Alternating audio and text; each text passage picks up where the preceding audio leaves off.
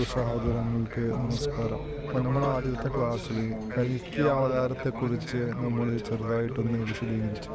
കാരണം ദൈവത്തിന് ഒരുപാട് അവതാരങ്ങളുണ്ട്. നമ്മുടെ ഹിന്ദുക്കളെ മിത്തോളജിയിൽ വിഷ്ണുവിൻ്റെ അവതാരങ്ങളായിട്ട് പറയുന്നുണ്ട്. അതിൽ അവസാനത്തെ അവതാരമാണ് കൽക്കി അവതാരം. ഇതേപോലെ ശിവൻ അവതാരങ്ങൾ പറയാറുണ്ട്. പ്രധാനപ്പെട്ട അവതാരങ്ങളെ കുറിച്ചാണ് നമ്മൾ പറയുന്നത്. എന്നാൽ ഈ അവതാരങ്ങളെല്ലാം അതിൻ്റെതായ രീതിയിൽ അങ്ങനെ തന്നെ വന്നിരുന്നു എന്ന് നമ്മൾ സമർത്ഥിക്കുന്നില്ല. എന്നിരുന്നാലും അതിൽ സത്യങ്ങളുണ്ട്. അതിൽ ഒരുപാട് വിഷയങ്ങളെ കണ്ടെത്തേണ്ടതുണ്ട്. അതേപോലെ തന്നെ നമ്മൾ അന്വേഷിക്കേണ്ടതുണ്ട്. പക്ഷെ ഇതെല്ലാം കണ്ടെത്തുന്നത് നമുക്ക് അത്യാവശ്യമായിട്ടുള്ളൊരു ഘടകമുണ്ട്. ഇത് കണ്ടെത്താനുള്ള അവയവമാണത്. ആ അവയവം ഏതാണ്? അതാണ് ഹൃദയം. ഹൃദയമില്ലാത്തവൻ അന്വേഷിച്ചാലും കണ്ടെത്താൻ പോകുന്നില്ല. അപ്പൊ ഹൃദയം ആത്മീയത്തിന് വളരെ പ്രധാനപ്പെട്ട ഒരു അവയവമാണ്, പ്രധാനപ്പെട്ട ഒരു ഘടകമാണ്. ആ ഹൃദയത്തെക്കുറിച്ച് അറിയാത്തവന് ആത്മീയതയിൽ ഒന്നും നേടാൻ പോകുന്നില്ല. ഹൃദയത്തെക്കുറിച്ച് വേദങ്ങൾ സംസാരിക്കുന്നുണ്ട്, അതേപോലെ ആചാര്യന്മാർ സംസാരിക്കാറുണ്ട്. പക്ഷേ നമ്മൾ ഹൃദയത്തെക്കുറിച്ച് പഠിച്ചവരാണ്, ധരിച്ചവരാണ്, അനുഭവിച്ചവരാണ് എന്ന് പറയുന്നവര് അനുഭവിച്ചവർ തന്നെയാണോ, മനസ്സിലാക്കിയവർ തന്നെയാണോ എന്നും നമുക്ക് പരിശോധിക്കേണ്ടതുണ്ട്.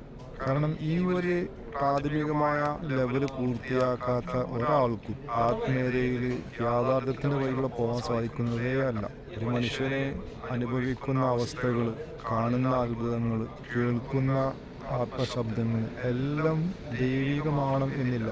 കാരണം ആത്മീയതയിൽ ആത്മലോകത്തോട് ബന്ധപ്പെടുന്നതിന് മുമ്പും നമുക്ക് ഇത്തരം അനുഭവങ്ങൾ ഉണ്ടാവാം, ഇത്തരം കാഴ്ചകൾ കാണാം, ഇത്തരം കേൾവികൾ കേൾക്കാം. പക്ഷെ അത് ദൈവത്തിൽ നിന്നാണ് എന്ന് ധരിച്ചുകൂടാ. ഈ ലോകത്ത് ഭൂതവർഗങ്ങളുണ്ട്. ഈ ഭൂതവർഗങ്ങളിൽ മനുഷ്യനെ ആശയക്കുഴപ്പത്തിലാക്കുന്നവയാണ്. മനുഷ്യന് സത്യത്തോട് സാമ്യമുണ്ടാക്കുന്ന രീതിയിൽ അനുഭവങ്ങൾ അനുഭവിപ്പിച്ചുകൊണ്ട് മനുഷ്യനെ വഴികളിലാക്കാൻ സാധിക്കുന്നവരുമാണ് അവരെ നെഗ്ലക്റ്റ് ചെയ്തുകൊണ്ട് അവരെ നമ്മൾ വില കൊടുക്കാത്തവരായിക്കൊണ്ട് നമ്മൾ മുന്നോട്ട് പോകുന്ന സമയത്ത് നമ്മൾ പോകുന്ന മാർഗം ശരിയായ മാർഗമാണ് എന്നോ തെറ്റായ മാർഗമാണ് എന്ന് മനസ്സിലാക്കുന്ന പ്രയാസമാണ്. അപ്പോൾ ഒരു ആചാര്യന്, ഒരു ഗുരു ഒരുപാട് അനുഭവങ്ങൾ അവരുടെ ശിഷ്യഗണങ്ങൾക്ക് പറഞ്ഞു കൊടുക്കുന്ന സമയത്ത് ശിഷ്യഗണങ്ങൾക്ക് ഇത് പരിചയമില്ല. ഗുരുവിനാണെങ്കിൽ ഇത് സത്യമാണോ മിഥ്യയാണോ എന്നും അറിയില്ല. എങ്കിലും വലിയ സമൂഹം തന്നെ തെറ്റിലേക്ക് പോയിക്കൊണ്ടിരിക്കും. ഇതാണ് പിശാചിന്റെ ലക്ഷ്യം. നമ്മളിതും കൂടി പരിഗണിക്കേണ്ടതാണ്. ആത്മീയത നമ്മൾ തേടുന്ന സമയത്ത് ആദ്യമായിട്ട് ശ്രദ്ധിക്കേണ്ടത് പിശാചിനെയാണ്. കാരണം എല്ലാം കാണുന്നവരാണ് പിശാച്, എല്ലാം അറിയുന്നവരാണ്. ആരേക്കാൾ, മനുഷ്യനേക്കാൾ, ദൈവത്തേക്കാൾ അറിയുന്നവനോ ദൈവത്തേക്കാൾ കാണുന്നവനോ അല്ല. അതുകൊണ്ട് തന്നെ പിശാചിന്റെ കെണിവലയങ്ങൾ സൂക്ഷിക്കാൻ വേണ്ടിയിട്ട് ദൈവം നമ്മോട് പലപ്പോഴും ഉണർത്താറുണ്ട്. പക്ഷെ വേണ്ട രീതിയിൽ നമ്മൾ ശ്രദ്ധിക്കാറില്ല എന്ന് മാത്രം. അതുകൊണ്ട് ആത്മീയതയിൽ നമുക്ക് ആദ്യം പഠിക്കേണ്ട ബാലപാഠം എന്താണ് ഹൃദയം എന്നതാണ്. കാരണം ഹൃദയമാണ് ഈ ഭൗതിക ലോകത്തിൽ നിന്നും ആത്മലോകത്തേക്ക് പോകാനുള്ള കവാടം. അതിലൂടെയല്ല നമുക്ക് ആ ലോകത്തിൽ പ്രവേശിച്ചുകൂടാ. കാരണം ആ ലോകത്ത് എത്തപ്പെട്ട ശേഷം നമുക്ക് വീണ്ടും ഒരുപാട് കവാടങ്ങൾ കടക്കാനുണ്ട്. ഹൃദയത്തെ പോലെ ആത്മാവിന്റെ കവാടമുണ്ട്. ആത്മാവിന്റെ പോലെ നിഗൂഢാത്മാവിന്റെയും രഹസ്യാത്മാവിന്റെയും അതിനിഗൂഢമായ മറ്റാത്മാക്കളൊക്കെ കവാടങ്ങളുണ്ട്. അതിലേക്കൊന്നും ഒരിക്കലും ഒരാൾക്കും ഈ ഹൃദയത്തിലൂടെ അല്ലാതെ പ്രവേശിക്കാൻ സാധിക്കില്ല. ആദ്യമായി നമ്മൾ പ്രവേശിക്കേണ്ട കവാടം ഹൃദയമാണ്. വേദങ്ങളിൽ കൂടുതൽ സംസാരിക്കുന്ന വിഷയം ഹൃദയമാണ്. വേദങ്ങൾ ഇതിനു വേണ്ടി പടക്കപ്പെട്ടതാണ്, ഇതിനു വേണ്ടി ഇറക്കപ്പെട്ടതാണ്. ഖുറാനിലാണെങ്കിലും മറ്റു വേദങ്ങളിലാണെങ്കിലും ബൈബിളിലാണെങ്കിലും പഴയ നിയമത്തിലും പുതിയ നിയമത്തിലും എല്ലാം എന്തുണ്ട്, ഇതിനെക്കുറിച്ച് വളരെ വിപുലമായ ചർച്ച ഉണ്ട്. പക്ഷേ ഈ ചർച്ചകൾ കേൾക്കുന്ന സമയത്ത് നമ്മൾ ഈ ഹൃദയത്തിന് പകരം നമ്മുടെ മനസ്സിൽ വരുന്ന കാര്യം എന്താണ്?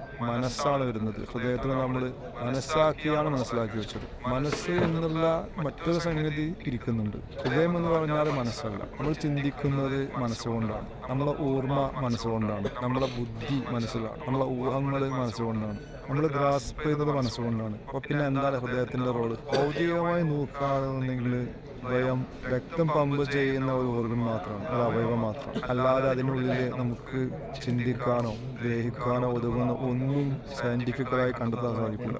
അപ്പൊ സയൻസിൽ കൂടുതൽ വിശ്വാസമുള്ള എന്ന മതത്തിന്റെ വസ്ത്രങ്ങൾ അണിഞ്ഞ പണ്ഡിതന്മാര്, ഗുരുക്കന്മാര്, ഇവരെല്ലാവരും ഈ സയൻസിനോട് യോജിച്ച രീതിയിൽ ഹൃദയത്തെ ആക്കി മാറ്റി. അതുകൊണ്ടാണ് ഹൃദയത്തിന് മനസ്സ് എന്ന് പറയുന്നത്. മനസ്സ് ഹൃദയം ഒന്നാക്കി തീർക്കാൻ കാരണം സയന്റിഫിക്കലി അത് അവർക്ക് യോജിപ്പിക്കാൻ സാധിക്കുന്നില്ല. അവർക്കാണെങ്കിൽ അതിന്റെ അനുഭവമില്ല. അവർ കണ്ടെത്തുന്ന ദൈവം മനസ്സിന്റെ ദൈവമാണ്. അവർ കണ്ടെത്തുന്ന ലോകങ്ങൾ മനസ്സിന്റെ ലോകങ്ങളാണ്. അവരുടെ ധ്യാനം മനസ്സിന്റെ ധ്യാനമാണ്. അവരുടെ അറിവുകൾ മനസ്സിന്റെ അറിവുകളാണ്. അവരുടെ കാഴ്ചകൾ, കേൾവികൾ എല്ലാം മനസ്സിനോട് ഡിപ്പെൻഡ് ചെയ്തിരിക്കുകയാണ്. ദൈവം സംസാരിക്കുന്നതാവട്ടെ ഹൃദയത്തിനോടാണ്, ഹൃദയം കൊണ്ടുള്ള കാര്യങ്ങളോടാണ്. ഹൃദയം ഉണർന്നവന് മനസ്സിലാക്കുന്ന കാര്യങ്ങൾ ഹൃദയം കൊണ്ടാണ്. ഹൃദയത്തിന്റെ സഹായം കൊണ്ട് കേൾക്കുന്നു, ഹൃദയത്തിന്റെ സഹായം കൊണ്ട് കാണുന്നു, ഹൃദയത്തിലൂടെ ദാനം ചെയ്യുന്നു. ധ്യാനം പലതരങ്ങളുണ്ട്. ഹൃദയം കൊണ്ടുള്ള ധ്യാനമുണ്ട്, മനസ്സുകൊണ്ടുള്ള ധ്യാനമുണ്ട്. ഇത് നമ്മൾ ഈ കാണുന്ന ധ്യാനങ്ങൾ മുഴുവൻ മനസ്സുകൊണ്ടാണ്. മനസ്സാണ് അതിൽ ഇൻവോൾവ് ആയിട്ടുള്ളത്, ഹൃദയമല്ല. ഇത് മനുഷ്യന്റെ മനസ്സ് കൊണ്ടുപോകുന്ന മേഖലകളിലേക്ക് വിഭാവനം ചെയ്യാണ്. അത് വെറും ഇമാജിനേഷൻ മാത്രമാണ്, അതിൽ യാഥാർത്ഥ്യം ഇല്ല. അതിനേക്കാൾ ഒരുപാട് മുന്നോട്ട് കടന്നുകൊണ്ട് മറ്റൊരു തരം മെഡിറ്റേഷൻ ഉണ്ട്. ആ മെഡിറ്റേഷന് സഹായിയായി വരുന്നത് മനസ്സും അല്ല, ഹൃദയവുമല്ല. അതിന് സഹായമായി വരുന്ന മറ്റൊരു വസ്തു മനുഷ്യൻ്റെ ഉള്ളിൽ ഇരിക്കുന്നുണ്ട്. ആ വസ്തുവിനെ നമുക്ക് സാത്താൻ എന്ന് പറയാം, അല്ലെങ്കിൽ പിശാച് എന്ന് പറയാം. മുസ്ലിങ്ങൾക്ക് നഫ്സ് എന്നറിയപ്പെടും. അതൊരു ഭൂതമാണ്.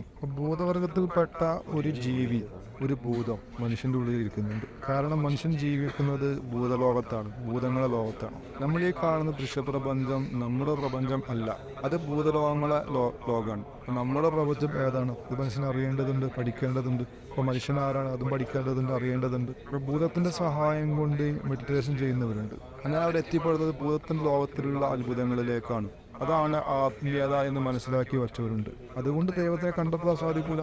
ഭൂതം കാണിച്ചു തരുന്ന ചില വസ്തുക്കളെ കണ്ടുകൊണ്ട് ചില അനുമാനങ്ങൾ സംഭവിക്കുന്നു എന്ന് മാത്രം. എന്നാൽ അതിനും അതിൻ്റെതായ പ്രസക്തികളുണ്ട്. അതിൻ്റെ നാനാവശങ്ങൾ പഠിക്കേണ്ടതുണ്ട്. അതിനു മുമ്പായി നമുക്ക് ആരും പഠിക്കേണ്ട വിഷയം ഈ ഹൃദയത്തിൻ്റെ വിഷയമാണ്. ഹൃദയത്തിൻ്റെ ഇമ്പോർട്ടൻസ്, അത്യാവശ്യകത, അതിന് എത്രമാത്രം ഉണ്ട് എന്ന് വ്യക്തമായി മനസ്സിലാക്കേണ്ടതുണ്ട്. അപ്പോൾ ഹൃദയം എന്താണ് എന്നുള്ളത് വ്യക്തമായിട്ട് നമുക്ക് മനസ്സിലാക്കേണ്ടതുണ്ട്. അതിനുശേഷം നമുക്ക് വേദവാക്യങ്ങളിൽ വന്ന കാര്യങ്ങൾ സംസാരിക്കാം. അല്ലാതെ നമ്മൾ ഈ മിക്സാക്കി വേദവാക്യങ്ങൾ ചൊല്ലിക്കൊണ്ട് സമയം ജീവിച്ചിട്ട് കാര്യമില്ല. ആദ്യം നമുക്ക് ഹൃദയം എന്താണ് എന്നുള്ളത് വ്യക്തമായി കഴിഞ്ഞാൽ പിന്നീട് തെളിവ് കണ്ടെത്തിയാൽ മതി. ഹൃദയം എന്ന് പറഞ്ഞു കഴിഞ്ഞാൽ ഭൗതിക ലോകത്ത് ജീവിക്കുന്ന മനുഷ്യന് ദൈവത്തിലേക്ക് പോകാനുള്ള കവാടമാണ്. കാരണം ദൈവം ഇരിക്കുന്നത് ആത്മീയതയിലാണ്, ആത്മലോകത്താണ്. ആത്മലോകത്തിന്റെ ഉന്നതാവസ്ഥയിൽ ഉന്നതമായ തട്ടിലാണ് ദൈവം ഇരിക്കുന്നത്. അവിടേക്ക് എത്താൻ ആദ്യമായി പ്രവേശിക്കേണ്ട കവാടമാണ് ഹൃദയം. കാരണം നമ്മൾ അറിയപ്പെടാത്ത ഒരു മേഖലയാണ്, ഒരു ലോകമാണ്. ആ ലോകത്ത് നമുക്ക് തീരെ പരിചയമില്ല. എന്താണ് ഉള്ളത് എന്നോ എങ്ങനെയാണ് അവിടുത്തെ കാര്യങ്ങളെന്നോ നമുക്കറിയില്ല. അറിവില്ലാത്തതിന്റെ പേരിൽ നമ്മൾ വഞ്ചിക്കാൻ പാടില്ല, വഞ്ചിക്കപ്പെടാൻ പാടില്ല. നമ്മുടെ സ്വന്തം നാട്ടിൽ നിന്നും ഒരു വിദേശ രാജ്യത്തിലേക്ക് പോകാന്നുണ്ടെങ്കിൽ ആ വിദേശ രാജ്യത്തിലുള്ള കാര്യം നമുക്കറിയില്ല. അവിടെ എങ്ങനെയാണ് ജീവിക്കേണ്ടതെന്നോ അവിടുത്തെ അവസ്ഥകളെ കുറിച്ചോ ഭക്ഷണത്തെക്കുറിച്ചോ കാര്യങ്ങളൊന്നും നമുക്കറിയില്ല. നമ്മൾ ആ രാജ്യത്ത് ഒരു വഴികാട്ടിയെ തേടുന്നുണ്ടെങ്കിൽ നമുക്ക് വഴികാട്ടിയായി വരുന്നവരെ നമ്മൾ അപഹരിക്കുന്നവനാണോ വഞ്ചകനാണോ ഒന്നും നമ്മൾ അറിയുന്നില്ല. അതിന്റെ പേരിൽ അത്തരം ആളുകളെ കണക്ട് ചെയ്യുന്ന ഈ ലോകത്തുള്ള നമ്മുടെ വഴികാട്ടി, അദ്ദേഹവും ഇദ്ദേഹവും തമ്മിലുള്ള ഒരു ബോണ്ട് നമ്മൾ മനസ്സിലാക്കേണ്ടതുണ്ട്. നമുക്ക് വഴികാട്ടി ഇവിടുന്ന് തന്നെ ആവശ്യമാണ്. ഈ ലോകത്ത് നിന്ന് പരിചയമുള്ളൊരു വഴികാട്ടിയെ നേടിക്കൊണ്ട് ആ വഴികാട്ടിയിലൂടെ കിട്ടുന്ന മറ്റൊരു ലോകത്തിലെ വഴികാട്ടിയാണ് നമുക്ക് ആവശ്യം. ഈ ലോകത്തുള്ള വഴികാട്ടിയിൽ നമുക്ക് ഒരു ഉറപ്പുണ്ടാവണം. ആ ഉറപ്പിനോട് കൂടിയാണ് നമ്മൾ ആ വഴികാട്ടിയുടെ കൂടെ മറ്റു ലോകത്തേക്ക് പ്രവേശിക്കേണ്ടത്. എങ്കിൽ ഈ ലോകത്തുള്ള വഴികാട്ടിയും ആ ലോകത്തുള്ള വഴികാട്ടിയും തമ്മിൽ ബന്ധപ്പെടുന്നതിന്റെ പേര് നമ്മൾ കൃത്യമായ രേഖയിലൂടെ സഞ്ചരിച്ചു കൊണ്ടിരിക്കും. അല്ല എങ്കിൽ നമ്മൾ ഇവിടെ വഴികാട്ടി ഇല്ലാത്തവൻ അവിടെ പോയി പെട്ട് പോകുന്നത് എന്തിലാണ് ആരിലാണെന്ന് അറിയുന്നില്ല. നമ്മൾ അവിടുത്തുകാര് ജീവിക്കുന്നതിൽ ജീവിക്കാനോ ഇവിടെ നിന്ന് അവിടെ പോയി ശരിയായ നിയമപ്രകാരം ജീവിക്കുന്നവരെ പോലെ ജീവിക്കാൻ നമുക്ക് സാധ്യമല്ല. ഇതേപോലെയാണ് ആത്മീയത. ആത്മീയതയിൽ നിന്ന് നമ്മളെ ഈ ഭൗതിക ലോകത്തുനിന്നും നമ്മൾ ആത്മലോകത്തേക്ക് പ്രവേശിക്കുന്നതിന് മുമ്പ് ഭൗതിക ലോകത്തിൽ നമുക്കൊരു തെളിവ് വേണം, നമുക്കൊരു ഉറപ്പ് വേണം, നമുക്കൊരു അടയാളം വേണം, ഒരു മാനദണ്ഡം വേണം. ഈ മാനദണ്ഡം നമ്മൾ കൈമുതലാക്കാതെ ഒരിക്കലും ആത്മീയതയിലേക്ക് പ്രവേശിക്കാൻ പാടില്ല. അത് കൈവരുന്നതിന് മുമ്പായി നമ്മൾ എന്ത് തരം അത്ഭുതങ്ങൾ കണ്ടാലും കേട്ടാലും അറിഞ്ഞത് അനുഭവിച്ചാലും നമുക്കത് ഉറപ്പിക്കാൻ സാധ്യമല്ല, അത് ഉറപ്പിച്ചുകൂടാ. ആ അടയാളം ഏതാണ് എന്നതാണ് ആദ്യത്തെ വിഷയം. ആ അടയാളമാണ് ഹൃദയം. ഹൃദയത്തിൽ ആ രീതിയിലാണ് ഭഗവാൻ സംവിധാനിച്ചു വെച്ചിരിക്കുന്നത്. ഹൃദയത്തിലേക്ക് നോക്കുന്ന സമയത്ത് ഹൃദയത്തിന് 4 അറകളുണ്ട്. ആ 4 അറകൾക്കിടയിൽ വാൾവുകളുണ്ട്. ഇടത്ത് ഭാഗത്ത് 2 അറകൾ, വലതു ഭാഗത്ത് 2 അറകൾ. ഈ 2 അറകൾക്കിടയിലും വാൾവുകളുണ്ട്. ഈ വാൾവുകൾ മിടിക്കുന്ന ശബ്ദം നമുക്ക് ഹൃദയമിടിപ്പായി കേൾക്കാൻ സാധിക്കും.